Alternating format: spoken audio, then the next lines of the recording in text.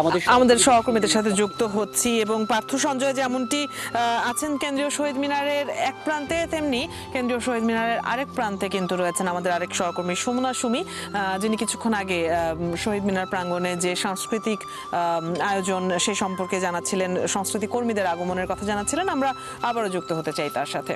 সুমি, আপনার কাছ থেকে একটু শুনবো, আপনি শহীদ মিনারের যে প্রান্তে আছেন সেখানে কেমন দেখছেন পরিস্থিতি, মানুষের উপস্থিতি কেমন রয়েছে এবং আগত যারা। নায়াসিনামাইড ও স্যালিসাইলিক সমৃদ্ধ লিলি ফেস ওয়াশ যা ফেসের ডেড স্কিন সেল দূর করে দেয় দ্বিগুণ ফাস্টার ব্রাইটেনিং। অদিতি, আশা জাগানি একটা ব্যাপার। আজকে রমজানের দ্বিতীয় দিন না তৃতীয় দিনই বলবো, এবং সেখানে কিন্তু রোজা রেখেও মানুষ সকাল থেকে বাংলা ভাষার টানে চলে আসছে। মায়ের কোলে না ঘুমিয়ে ছোট ছোট শিশুরাও কিন্তু সিয়াম পালনা করেই কিন্তু এখানে আসছে মা ডাকতে। আমরা একটু ছোট্ট শিশুর সাথে কথা বলতে চাই, যিনি আমাদের গান শোনাতে চায়, বাবার সাথে করে এসেছে। কি নাম, কি শোনাবে? আমার নাম পার্থিব, আমি একটি দেশাত্মবোধক গান আমায় যদি প্রশ্ন করে গান একটু শুনি। আমায় যদি প্রশ্ন করে আলো নদীর এক দেশ, বলবো আমি বাংলাদেশ, বলবো আমি বাংলাদেশ। আমায় যদি প্রশ্ন করে, তাকে যদি প্রশ্ন করে সে কিন্তু বলবে বাংলাদেশ। ঠিক 1952 সালে যে বাংলা ভাষাটির জন্য শফিক, রফিক, জব্বার সহ অনেকেই প্রাণ দিয়েছিল, তারা কিন্তু মাকে কথা দিয়েছিল, মা তোমার জন্য কথার ঝুলি নিয়ে তবেই বাড়ি ফিরবো। তো আমাদের দেশের সন্তানেরা কিন্তু সেই কথার ঝুলি নিয়েই বাড়ি ফিরছে। আপনারা দেখতে পাচ্ছেন অসংখ্য মানুষ শহীদ মিনারে আছেন, এবং তার মধ্যে তরুণ প্রজন্ম আছে, নারী আছে, পুরুষ আছে, শিশু আছে। ঠিক সেই শিশুদের কণ্ঠে মা মাতৃভূমির কথা আমরা শুনতে পাচ্ছি। আমরা একটু শুনবো কি বলছেন যারা আসছেন এখানে, একটু শুনি তাদের কথা।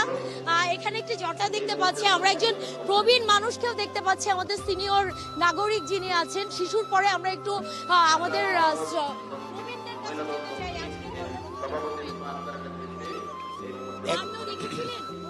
বায়ান্ন দেখিনি। বায়ান্ন আপনার স্মৃতিতে কিভাবে আছে, মায়ের গল্পে শোনা স্মৃতিতে?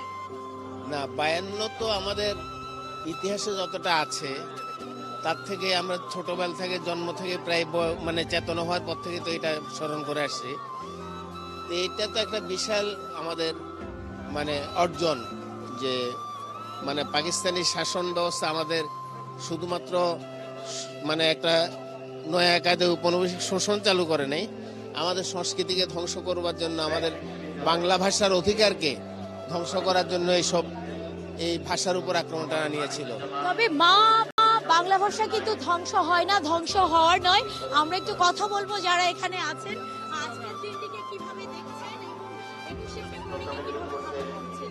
আচ্ছা, আমাদের 1952 সালে যে ভাষা শহীদ হয়েছেন, যার জন্য আমরা আজকে বাংলা ভাষা বলতে পারছি, এবং আমি নিজেও একজন মুক্তিযোদ্ধার সন্তান, তো আমি আত্মত্যাগটাকে প্রচণ্ড রকমের শ্রদ্ধা করি। এবং সেই জায়গা থেকে আমাদের যে এই যে আজকে 21শে ফেব্রুয়ারি আমরা সবাই শ্রদ্ধা জানাতে এসেছি শহীদ মিনারে, এই সব শহীদদের এবং 71-এর যারা শহীদ হয়েছেন সকলকে আমরা সবসময়ই শ্রদ্ধা করি, এবং আমাদের এই ভাষার যে মর্যাদা এইটার যেন আমরা সবাই রক্ষা করি, এই লক্ষ্যেই আমরা কাজ করছি। মোদের গৌরব, মোদের আশা, আমরি বাংলা ভাষা। এই বাংলা ভাষার জন্য কিন্তু অসংখ্য মানুষ প্রাণ দিয়েছে। আমরা একটু কথা বলবো, শুনবো যে কি বলছেন নারীরা। একটু বলবেন 21শে ফেব্রুয়ারি বাংলা ভাষা, মা মাসি মাতৃকা। 21শে ফেব্রুয়ারি আমরা প্রতি বছরই 21শে ফেব্রুয়ারি পালন করি, এবং এটা তো আমাদের ছোটবেলা থেকেই এই সবসময় আমরা 21শে ফেব্রুয়ারি এখানে শ্রদ্ধা নিবেদন করতে আসি। আর 21শে ফেব্রুয়ারি